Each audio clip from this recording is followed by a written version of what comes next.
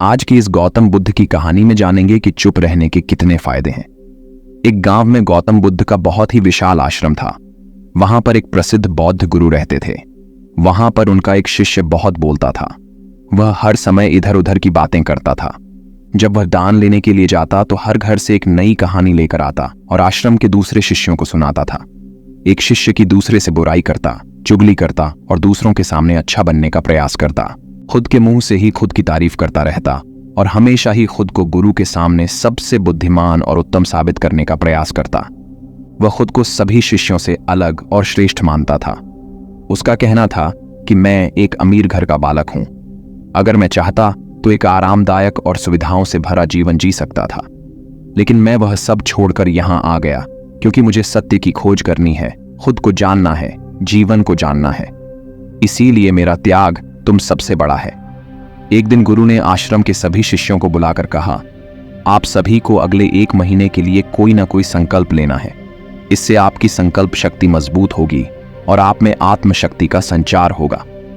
आप सभी अपने सामर्थ्य के अनुसार कोई भी संकल्प ले सकते हैं और यदि 1 महीने से पूर्व आप में से जिस का भी संकल्प टूट जाएगा तो वह अपनी पुरानी दिनचर्या में वापस आ जाएंगे। सभी शिष्यों ने अपनी शक्ति के अनुसार छोटे बड़े संकल्प लिए और गुरु को अपने अपने संकल्प के बारे में बताकर वहां से चले गए। लेकिन वह शिष्य जो खुद को सबसे अलग और बड़ा दिखाना चाहता था, वह सीधे गुरु की कुटिया में पहुंच गया और बोला, मैं कोई छोटा मोटा संकल्प नहीं लेना चाहता, बल्कि खुद की ही जैसे एक बड़ा और महान संकल्प लेना चाहता हूं। कृपया आप ही बताएं, क्या संकल्प लेना चाहिए। उसकी यह बात सुनकर गुरु मुस्कुराए और बोले, क्या तुम मेरे द्वारा दिए गए संकल्प को पूरा कर पाओगे? क्या तुम्हारे लिए उसे पूरा करना संभव होगा? शायद नहीं, वह तुम्हारे लिए संभव नहीं है। तुम उसे पूरा नहीं कर पाओगे, इसीलिए तुम खुद ही कोई संकल्प ढूंढो। शिष्य ने कहा, नहीं गुरुदेव, आप जो भी संकल्प मुझे देंगे मैं जरूर उसे पूरा करूंगा। गुरु ने कहा, ठीक है, तो तुम अगले 1 महीने तक चुप रहोगे, मुंह से एक शब्द भी नहीं निकालोगे, यही तुम्हारा संकल्प है। शिष्य ने कहा, गुरुदेव, यह भी कोई संकल्प है? यह तो बहुत ही आसान है। 1 महीने तक चुप ही रहना है। आप कोई बड़ा संकल्प दीजिए जो मेरी योग्यता के लायक हो, जिसे पूरा करने में मुझे समस्या हो। गुरु ने कहा, पहले तुम इस संकल्प को तो पूरा करके दिखाओ। शिष्य ने गुरु की बात मान ली और वह उसी समय चुप हो गया और पलटकर कुटिया से बाहर चला गया। उसे चुप रहना बहुत आसान लग रहा था। उसने एक दिन तो जैसे तैसे चुप रहकर काट लिया, लेकिन दूसरे दिन से उसके मन में ना बोलने का बोझ पड़ने लगा।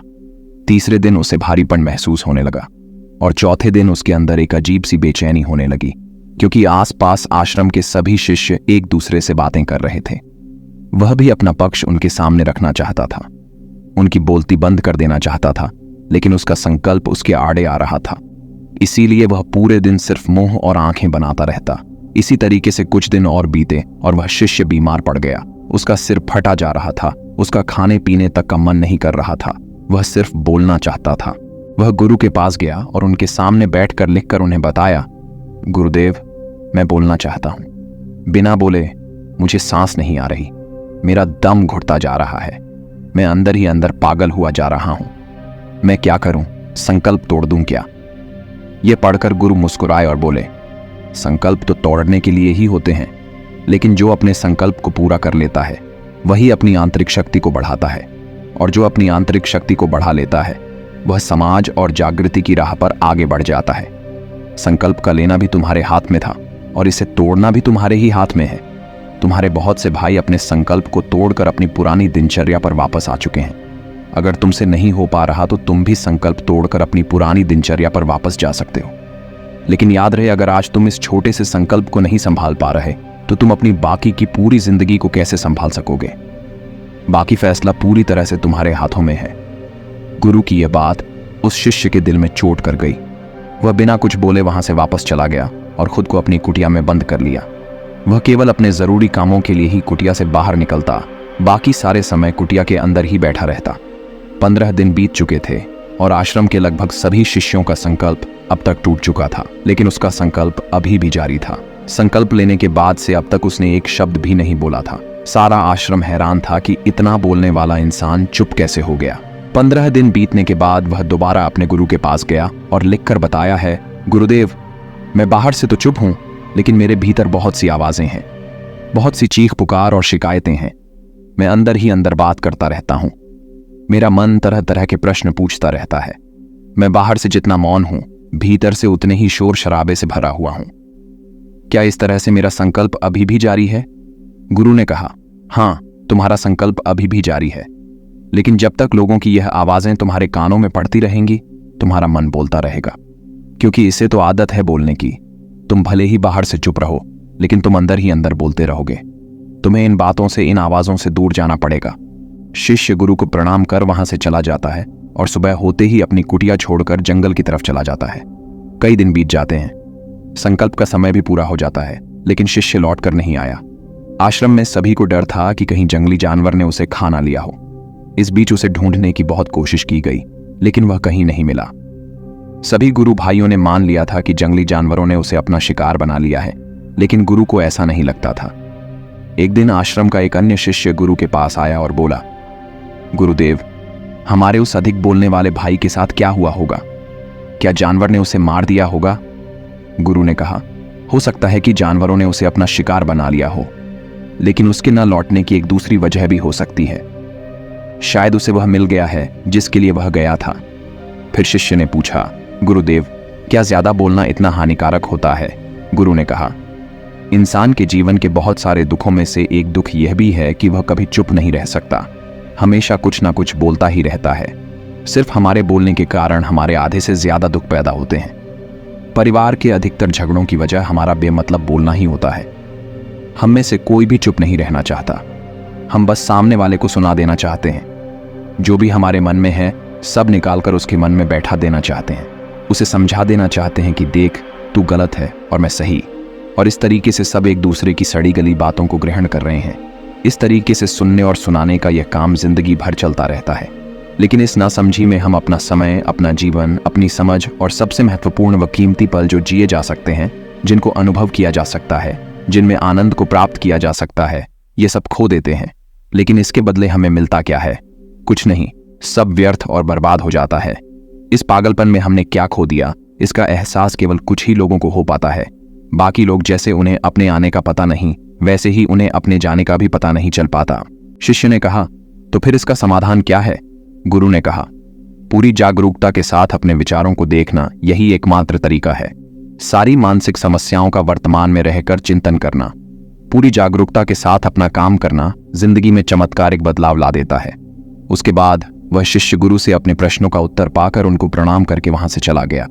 उस शिष्य को आश्रम छोड़कर गए हुए 3 महीने का समय बीत चुका था, लेकिन उसकी कोई खबर न थी।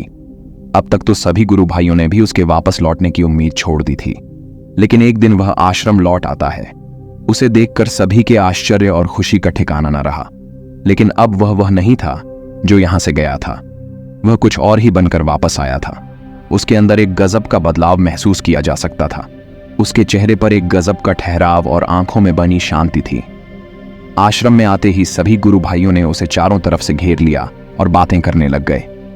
वह भी अपने गुरु भाइयों से बातें करने लगा। उससे बात करने वाले सभी ने यह अनुभव किया कि अब वह पहले जैसा उतावला और बातूनी नहीं रह गया था। उसके मुंह से एक एक शब्द बहुत ही सुलझे हुए और मधुरता के साथ निकल रहे थे। थोड़ी देर तक गुरु भाइयों से बात करने के बाद वह सीधा गुरु की तरफ चला गया। उसने गुरु के चरण छुए और कहा, गुरुदेव, क्या मैं अब भी मौन हूं? क्या अब भी मेरा संकल्प जारी है? गुरु ने कुछ देर तक शिष्य की आंखों में बड़े ध्यान से देखा और कहा, हां, तुम अब भी मौन हो। तुम्हारे मुंह से एक भी शब्द निकल नहीं रहा और तुम्हारा संकल्प अभी भी जारी है। शिष्य ने कहा, गुरुदेव, जब मैं आश्रम से गया तो मैं मुंह से तो चुप था, लेकिन मेरे अंदर बहुत सी आवाजें थीं। मन में बहुत से प्रश्न थे और वह बंद नहीं हो रहे थे, तो मैं जंगल में चला गया, इस उम्मीद से कि वहां मुझे शांति मिलेगी और मेरे मन की बकबक कम हो जाएगी।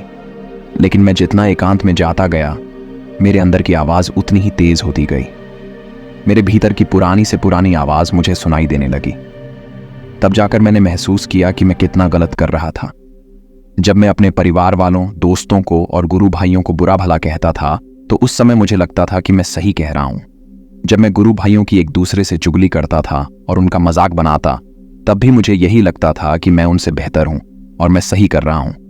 लेकिन उस दिन मैंने पहली बार महसूस किया कि मैं कितना गलत बोलता था।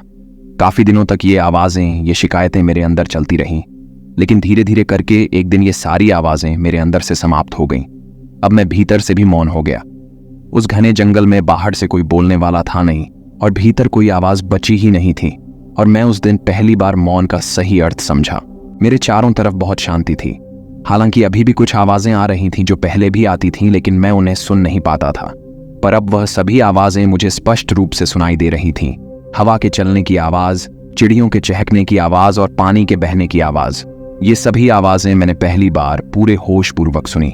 अपने चारों तरफ इतनी शांति मैंने पहले कभी महसूस नहीं की थी। तो इस शांति को भंग करने के लिए मैंने पहली बार अपने मुंह से कोई शब्द निकाला। मैं चिल्लाया, हे ईश्वर, ये कैसी शांति है? सभी कुछ इतना शांत क्यों है? ऐसा क्या हो गया? लेकिन मेरे चिल्लाने के बाद भी शांति भंग नहीं हुई। सब कुछ पहले जितना ही शांत था, बाहर भी और भीतर भी। हे गुरुदेव, मैंने अपने गुरु भाइयों से बात की, मैंने आपसे बात की। मैं बोल रहा हूँ, मैं चल रहा हूँ, मैं सब कुछ देख रहा हूँ, लेकिन मैं अपने भीतर एकदम एकांत में हूँ, मौन में हूँ। भीड़ में होता हूँ तब भी भीतर से अकेला एकांत में होता हूँ। जब मैं खुद में भी शोर करना चाहता हूँ तब भी एकांत में ही होता हूँ। अब सब दिखाई पड़ने लगा है, सब सुनाई पड़ने लगा है। गुरु ने कहा, जब तक हम बाहर की तरफ बोलते रहेंगे भीतर अशांति ही रहेगी, लेकिन जिस दिन हम भीतर की तरफ मुड़ जाएंगे तब हमारे मुंह से कुछ भी निकलेगा, हम शांत ही रहेंगे। दुनिया में जितनी भी बुराइयां हैं ज्यादातर हमारे बोलने से ही उत्पन्न होती है, क्योंकि हम चुप रहना नहीं चाहते। हम जितनी जरूरत है उससे कहीं ज्यादा बोलते हैं। हम सामने वाले को सुनना नहीं चाहते, बल्कि उसकी बोलती बंद कर देना चाहते हैं। उसे समझा देना चाहते हैं कि मैं कौन हूं, मैं क्या कर सकता हूं, और यही हमारी जिंदगी का मकसद बनकर रह जाता है। हमारी सारी ऊर्जा व्यर्थ के बोलने में बर्बाद होती रहती है। ऐसे ही समाज में लोगों का जीवन दुखों से भर जाता है, जो हमेशा एक दूसरे को सुनाने में लगे रहते हैं। कभी एक दूसरे को सुनना नहीं चाहते, समझना नहीं चाहते, और चुप रहना तो उन्होंने कभी सीखा ही नहीं, क्योंकि चुप रहना उन्हें छोटा महसूस करवाता है। दुनिया की सभी लड़ाइयों का कारण हमारा बोलना ही है, इसलिए हमें सिर्फ उतना ही बोलना चाहिए जितना जरूरी हो, क्योंकि व्यर्थ का बोलना ऊर्जा को नष्ट करना है, और यह बोलना ही हमें कभी अपने भीतर की ओर लौटने नहीं देता, क्योंकि यह हमें बाहर की ओर खींचकर रखता है, और बाहर है ही क्या इस संसार के अलावा। लेकिन अगर अपने भीतर के संसार की ओर मोड़ना है तो इस मुंह को बंद ही रखना चाहिए। इसीलिए जितने भी बुद्ध हुए, आत्मज्ञानी हुए, वह सभी एकांत की ओर भागे, ताकि उन्हें ज्यादा ना बोलना पड़े, ज्यादा सुनना ना पड़े। वह एकांत में रहे और शांत रहे, इसीलिए आसानी से भीतर की यात्रा कर पाएं। लेकिन अगर कोई चाहे तो इस संसार में रहकर भी एकांत में रह सकता है, शांत रह सकता है, लेकिन इसके लिए उन्हें अपनी ऊर्जा बचानी होगी, जिसे वह अब तक अपने व्यर्थ के शब्दों में बर्बाद कर रहे थे। दोस्तों, इस कहानी की सीख यही है कि व्यर्थ का बोलना ऊर्जा को नष्ट करना है। ज्यादा और व्यर्थ बोलना ही हमें अपने भीतर की ओर लौटने नहीं देता, क्योंकि यह हमें बाहर की ओर झुकाए रखता है, और जिन्हें भीतर की यात्रा करनी है उन्हें अपने मुंह को बंद ही रखना चाहिए।